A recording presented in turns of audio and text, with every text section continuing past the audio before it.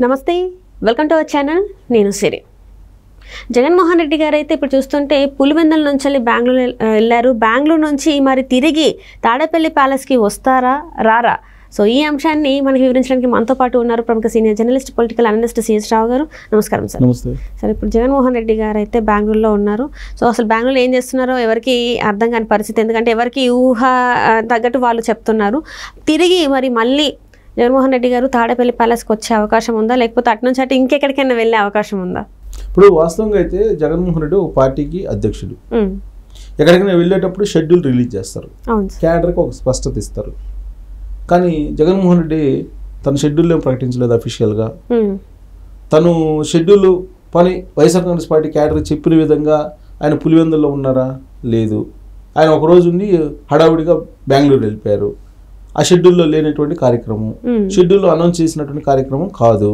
సరే, ఇప్పుడు అసలు ఏమి చెప్పకుండానే, షెడ్యూల్ చెప్పకుండానే అసలు ఆయన ఎక్కడ ఉంటున్నారు, ఏం చేస్తున్నారు అనేది తెలియకుండా వైఎస్ఆర్ కాంగ్రెస్ పార్టీ క్యాడర్కే స్పష్టత లేకపోతే ఆయన మళ్ళీ తిరిగి వస్తాడని చెప్పి ఎలా అనుకుంటారు? తాడేపల్లి నుంచి ఆయన ఎందుకు వెళ్ళారు? అసలు వెళ్ళాల్సిన అవసరం ఏమొచ్చింది? గతంలో అనేక సందర్భాల్లో మనం దీని మీద విశ్లేషణ చేసుకున్నాం. అప్పుడు వైఎస్ఆర్ కాంగ్రెస్ పార్టీ వాళ్ళు ఒక మాట అనేవాళ్ళు, వీళ్ళు ఎన్ఆర్ఐలు, వాళ్ళు వేరే దేశం నుంచి వచ్చినట్టు వస్తారు, ఇక్కడికి ఉండేది తెలంగాణలో హైదరాబాద్లో ఉంటారు, ఇక్కడికి వచ్చి రాజకీయాలు చేస్తారు, టూరిస్టులు వాళ్ళు అని చెప్పి అన్నారు. ఎవరిని? లోకేష్ను, చంద్రబాబు నాయుడిని, పవన్ కళ్యాణ్ని. వైఎస్ఆర్ కాంగ్రెస్ పార్టీకి సంబంధించినటువంటి అప్పట్లో ఉన్నటువంటి మంత్రులు, తర్వాత జగన్మోహన్ రెడ్డి కూడా అన్నారు, ప్రచారంలో కూడా అనేక సందర్భాల్లో చెప్పాడు, వీళ్ళు టూరిస్టులు, వాళ్ళు హైదరాబాద్ నుంచి వస్తారు, వాళ్ళని నమ్మొద్దు మీరు. నేను స్థానికుడిని, నేను తాడేపల్లి ఇల్లు కట్టుకున్నాను, వాళ్ళకి హౌసెస్ లేవు, నాకు మాత్రమే ఉన్నాయి, వాళ్ళకి లేవు, వాళ్ళకి నమ్మొద్దు, వాళ్ళు అలా టూరిస్ట్ లాగా వచ్చిపోతుంటారు, కాబట్టి నన్ను నమ్మండి, నన్ను నమ్మి మీరు ఓట్లు వేయండి, నేను 30 సంవత్సరాల పాటు మీకు పరిపాలన అందిస్తాను, ఇలాంటివన్నీ చెప్పాడు ఆయన జగన్మోహన్ రెడ్డి. అలాగే వాళ్ళ క్యాడర్ కూడా అదే చెప్పింది, లీడర్లు కూడా అదే చెప్పారు, వాళ్ళు అప్పట్లో ఉన్నట్టు మంత్రులు కూడా అదే చెప్పారు. ఆ సందర్భంగా నేను చాలా సందర్భాల్లో విశ్లేషణ చేశాను. జగన్మోహన్ రెడ్డి ఓడిపోతే తాడేపల్లిలో ఉంటారని గ్యారంటీ ఇవ్వగలరా అని వైఎస్ఆర్ కాంగ్రెస్ పార్టీ వాళ్ళ దగ్గర చర్చల సందర్భంగా అనేక సందర్భాల్లో నేను అడిగాను. ఎందుకు అడిగాను నేనంటే, అతను ఓడిపోతే అక్కడ ఉండడం అనేది నా నమ్మకం, నాకున్నటువంటి ఒక అంచనా. ఎందుకనంటే 2019కి ముందు ఆయన హైదరాబాద్లో లోటస్ పాయింట్ నుంచి రాజకీయాలు నడిపాడు. రాష్ట్రం విడిపోయింది 2014లో.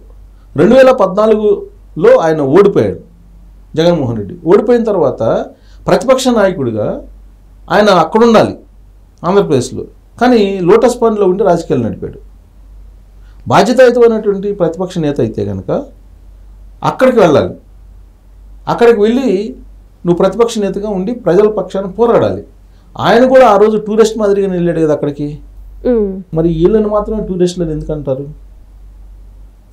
అదే విషయాన్ని నేను చాలాసార్లు చెప్పాను. నేను ఒక మాట మాట్లాడేటప్పుడు, ఒక విమర్శ చేసేటప్పుడు తనేంటో కూడా ఆలోచించుకొని విమర్శ చేయాలి అని. ఇప్పుడు జగన్మోహన్ రెడ్డి ఆ రోజున ఇక్కడ హైదరాబాద్ నుంచి ఎందుకు చేశారు? అధికారం వచ్చింది 2019లో. అధికారం రాగానే నువ్వు మొత్తం పెట్టేబేడ సర్దుకొని అక్కడికి వెళ్ళావు కదా. తాడేపల్లి నా ఇల్లు ఉంది, నా ఇల్లు నేను చేతను, అక్కడికి పెట్టేబేడ సర్దుకొని అక్కడికి వెళ్ళావు కదా. ముఖ్యమంత్రిగా అక్కడి నుంచి పరిపాలన చేసావు కదా. దాదాపు 100 కోట్ల రూపాయలు ఖర్చు పెట్టుకొని దానికి హంగామా చేయించేసి 30 అడుగులు ఎత్తున కంచె కట్టుకొని ఇంటీరియర్స్, అద్భుతమైన ఇంటీరియర్స్ తయారు చేసుకొని ప్రపంచంలో ఎక్కడైతే విలువైనటువంటి వస్తువులు ఉన్నాయో వాటన్నిటిని తెప్పించుకొని పరిపాలన చేసావు కదా 5 సంవత్సరాల పాటు. నీ పరిపాలన నచ్చలేదని చెప్పి చాచిపెట్టి ఓటుతోటి కొడితే 11 ఎమ్మెల్యేలకు పరిమితం అయ్యావు కదా. అంటే 11 మంది ఎమ్మెల్యేలతోటి నువ్వు అసెంబ్లీకి పోయి మా సమస్యలు లేవనెత్తు, నీ పక్కన 40% ఓట్ బ్యాంక్ ఉందని చెప్పారు కదా ప్రజలు. మరి ఆయన ఏం చేయాలి? ప్రతిపక్ష నాయకుడిగా తాడేపల్లిలో ఉండాలన్నా పని లేదా? తాడేపల్లిలో ఉండి ప్రతిపక్ష నాయకుడిగా, లేదా ప్రతిపక్ష హోదా లేదనుకోండి, ఒక ఎమ్మెల్యేగానైనా సరే ఆయన అసెంబ్లీలోకి అడుగు పెట్టాలి కదా. ఓడిపోగానే ఆయన ఏం చేశాడు? తాడేపల్లి ఖాళీ చేసి వెళ్ళిపోయాడు. అసలు రిజల్ట్ రాకముందే తాడేపల్లిలో కంటైనర్లో నుంచి పంపించాల్సినవన్నీ పంపించేస్తారు, అది అందరికీ తెలిసినటువంటి విషయమే. ఎగ్జిట్ దగ్గర ఒక లారీని పెట్టేసి మొత్తం పంపించారు అనేది అన్ని న్యూస్లో కూడా వచ్చింది. అంటే ఓడిపోతారని ముందే తెలుసు ఆయనకి, తన పరిపాలన ఎలా ఉందో కూడా తెలుసు ఆయనకి. తెలిసి కూడా లాస్ట్ వరకు మభ్యపెట్టేటువంటి ప్రయత్నం చేశాడు. దాని కారణంగా బెట్టింగ్లు కట్టి చాలామంది నష్టపోయారు వైఎస్ఆర్ కాంగ్రెస్ పార్టీ వాళ్ళు జగన్మోహన్ రెడ్డి కారణంగా. సరే ఇదంతా ఒక ఎత్తు అయితే ఇప్పుడు తాడేపల్లి నుంచి ఆయన హుటాహుటిగా పులివెందులు వెళ్ళి పులివెందుల నుంచి ఆయన బెంగళూరు వెళ్ళిపోయాడు. ఇక్కడ ఎమ్మెల్యేగా ప్రమాణ స్వీకారం చేసి వెళ్ళిపోయాడు. ఇంక మళ్ళీ ఆయన బెంగళూరు నుంచి తిరిగి వస్తాడా అని అంటే తిరిగి రావడానికి అవకాశాలు తక్కువ ఉన్నాయి. ఒకవేళ వచ్చినా కానీ మళ్ళీ అసెంబ్లీ సమావేశాలు అప్పుడు ఏమన్నా వచ్చి ఒకళ్ళము అలా కనిపించేసి వెళ్తాడేమో తప్పితే, అది కూడా ప్రతిపక్ష హోదా ఆయనకి ఇస్తే, ఆల్రెడీ వాళ్ళు లెటర్ రాశాడు కాబట్టి ప్రతిపక్ష హోదా ఇస్తే వస్తాను అన్నట్టుగా రాశాడు ఆ లెటరు. సో ఆయన ప్రతిపక్ష హోదా ఇవ్వలేదు కాబట్టి నేను ప్రజల్లోకి వెళ్తాననేటువంటి ఒక అభిప్రాయంతో ప్రజల్లోకి వెళ్ళొచ్చు ఒకటి. ఆయన ఒకవేళ వచ్చినా కానీ అసెంబ్లీ సమావేశాలు అప్పుడు వస్తే వస్తారు, లేకపోతే లేదు. ఆయన మొత్తం కార్యకలాపాలన్నీ బెంగళూరు నుంచి నిర్వహిస్తారు. ఎందుకు అని అంటే గతంలో లేక మరి లోటస్ పాండ్కి రావచ్చు కదా హైదరాబాదు. కారణం ఏంటంటే ఇక్కడ రారు. ఇక్కడ ఎందుకు రారంటే రేవంత్ రెడ్డి ముఖ్యమంత్రిగా ఉన్నాడు. రైట్. సో రేవంత్ రెడ్డి ముఖ్యమంత్రిగా ఉన్నాడు కాబట్టి చంద్రబాబు నాయుడు శిష్యుడు కాబట్టి రేవంత్ రెడ్డి, అందుకని ఇక్కడ ఒకవేళ తన రాజకీయపరమైన వ్యూహాలు రాజకీయపరమైన రహస్యాలు బయటికి వెళ్ళిపోతాయేమో ఇంటెలిజెన్స్ ద్వారా అనేటువంటి ఒక భయం. అందుకని హైదరాబాద్ని ఖాళీ చేసేసి హైదరాబాద్ కూడా రాకుండా అటు బెంగళూరు వెళ్ళిపోయాడు. సో బెంగళూరులో ఇప్పుడు శివకుమార్ ఉన్నాడు అక్కడ అనుకూలంగా. కర్ణాటకలో ప్రభుత్వం ఉంది, కాంగ్రెస్ పార్టీ ప్రభుత్వం. మరి కాంగ్రెస్ పార్టీకి అనుకూలంగా లేకపోతే అక్కడైనా లీక్ అవుతాయి కదా. కానీ ఇక్కడ కన్నా అక్కడ సేఫ్ సైడ్ అని చెప్పి అక్కడికి వెళ్ళాడు ఆయన. ఓకే. ఎందుకంటే ఆయన కాంగ్రెస్లో గతంలో ఉన్నాడు కాబట్టి జగన్మోహన్ రెడ్డి కాంగ్రెస్ తోటి బలమైనటువంటి సంబంధాలు ఉన్నాయి కాబట్టి ఆ సంబంధాలతో అక్కడ నెట్టుకొని రావచ్చు, సేఫ్ సైడ్ ఉన్నటువంటి ప్లేస్లో సేఫ్ సైడ్ అని చెప్పి బెంగళూరు వెళ్ళాడు.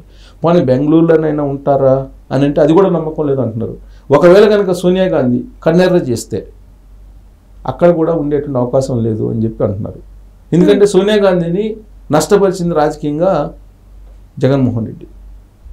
సో సోనియా గాంధీకి చాలా కోపం ఉంది జగన్మోహన్ రెడ్డి అంటే అనేది కాంగ్రెస్ పార్టీ సీనియర్లు అనేక సందర్భాల్లో చెప్పారు.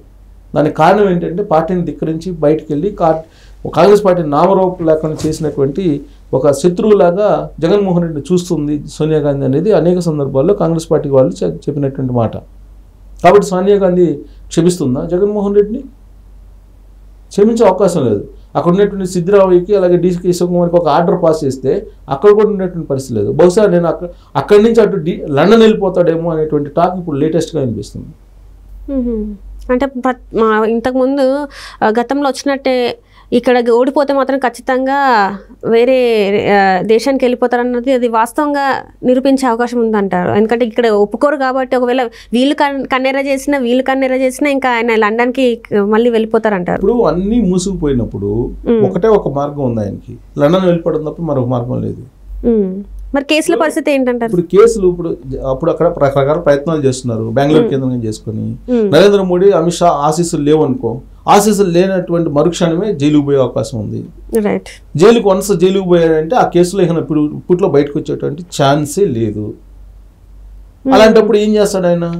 అక్కడి నుంచైనా రాజకీయాలు నడపాలి. ఎక్కడ బెంగళూరు నుంచి నడిపే పరిస్థితి ఉందా లేదంటే సోనియా గాంధీ మీద ఆధారపడి ఉంది.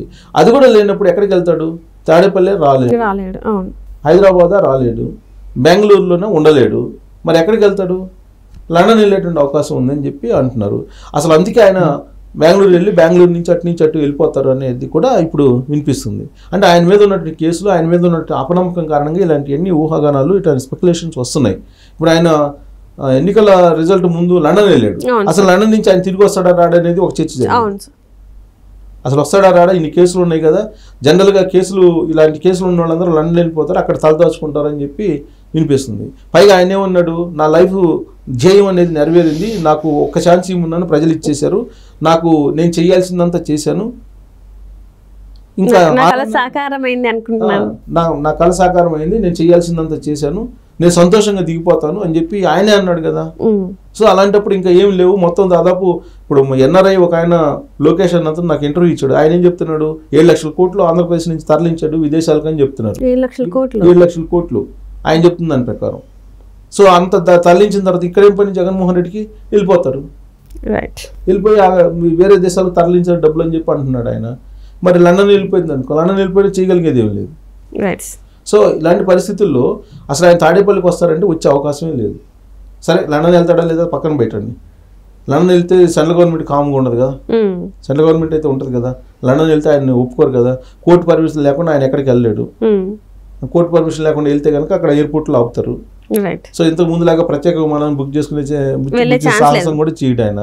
సో ఇలాంటి పరిస్థితుల్లో తాడేపల్లికి మళ్ళీ తిరిగి వస్తాడంటే వచ్చేటువంటి అవకాశం లేదు. గతంలో కూడా అనేక సందర్భాలు చెప్పారు, జగన్మోహన్ రెడ్డి ఓడిపోతే తాడేపల్లి ఉండడు, ఉండి రాజకీయాలు చెయ్యడు అని చెప్పి అనేక సందర్భాలు మనం విశ్లేషణ చేసుకున్నాం. అదే నిజంగా కనిపిస్తుంది ఇప్పుడు. Right sir, right. Thank you so much sir.